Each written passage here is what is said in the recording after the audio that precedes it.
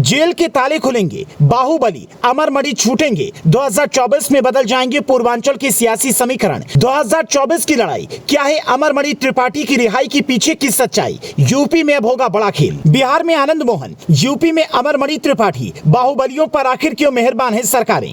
पूर्वांचल के बाहुबली नेता रहे अमरमणि त्रिपाठी जेल से बाहर आएंगे और बाहर आते ही पूर्वांचल के सियासी समीकरण बदल जाएंगे। 2024 के चुनाव से पहले आखिर अमरमणि की रिहाई के पीछे का असली सच क्या है? कैसे अचानक 2024 के चुनाव से पहले अमरमणि की रिहाई हो रही है? कौन है वो पर्दे के पीछे का चेहरा जिसके एक इशारे के बाद अमरमणि को मैदान में उतारने की तैयारी चल रही है? इस वक्त पूर्वांचल के हर चौक चौराहे पर अमरमणि त्रिपाठी की ही चर्चा है, क्योंकि ये हर कोई जानता है कि बेशक सजा याफ्ता होने के चलते अमरमणि चुनाव न लड़ पाए, लेकिन चुनाव जीतने की कला अमरमणि को बाखूबी आती है। अमरमणि की इस खूबी का फायदा पूर्वांचल में हर पार्टी उठाना चाहेगी। अमरमणि त्रिपाठी की रिहाई के बाद होने वाले फायदे को आप इन 3 बातों से समझिए। नंबर 1, अमरमणि की रिहाई के सियासी मायनों को समझने के लिए पड़ोसी राज्य बिहार चलना पड़ेगा, जहां पर कई सालों बाद उम्र कैद की सजा काटकर बाहुबली आनंद मोहन जेल से बाहर आए और इस पर बड़ा विवाद हुआ। कहा गया कि अच्छे आचरण के कारण उन्हें जेल से रिहा किया गया।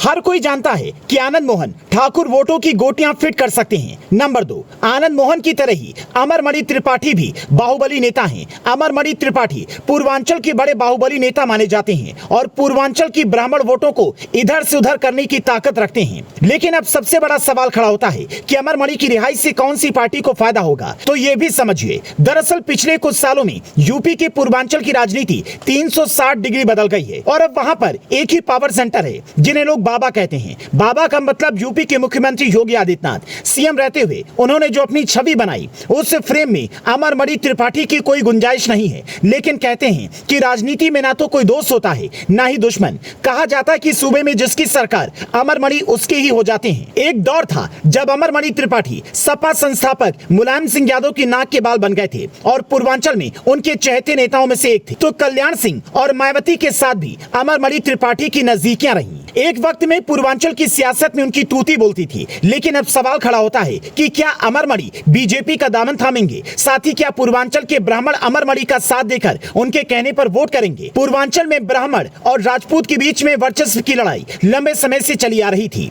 एक दौर में पूर्वांचल में ब्राह्मणों का नेतृत्व हरिशंकर तिवारी कर रहे थे, तो ठाकुरों के बीच में वीरेंद्र प्रताप शाही की पकड़ थी। तिवारी को योगी आदित्यनाथ का राजनीतिक विरोधी माना जाता था, लेकिन अब हरिशंकर तिवारी के निधन के बाद राजनीति के उस दौर का दी एंड हो चुका है। पूर्वांचल में दूसरे ब्राह्मण चेहरा थे शिव प्रताप शुक्ल, वो भी अब हिमाचल प्रदेश की गवर्नर हैं। कुल मिलाकर साफ है कि यूपी के जिस क्षेत्र की राजनीति अमरमणि त्रिपाठी करते हैं, वहां अब 90 के दशक जैसी ब्राह्मण सियासत नजर नहीं आ रही है और कोई भी बड़ा ब्राह्मण चेहरा नहीं है। इसका मतलब साफ है कि ये अमरमणि के लिए गोल्डन चांस है। अमरमणि अब 66 साल के हो गए हैं। अमरमणि 4 बार विधायक रहे हैं, मतलब उन्हें राजनीति में जीतना अच्छे से आता है। कहते हैं कि इंसान बूढ़ा हो जाता है, लेकिन सियासत कभी बूढ़ी नहीं होती। अब सवाल खड़ा होता है कि अगर अमरमणि त्रिपाठी बीजेपी में आते हैं तो क्या ब्राह्मणों की सियासत को नई जान दे पाएंगे? आपका इस पूरे मामले पर क्या कहना है? क्या आपको लगता है अमरमणि त्रिपाठी के बाहर आने के बाद पूर्वांचल की सियासत में कोई बदलाव आएगा? और आपके हिसाब से त्रिपाठी कौन सी पार्टी में आ सकते हैं?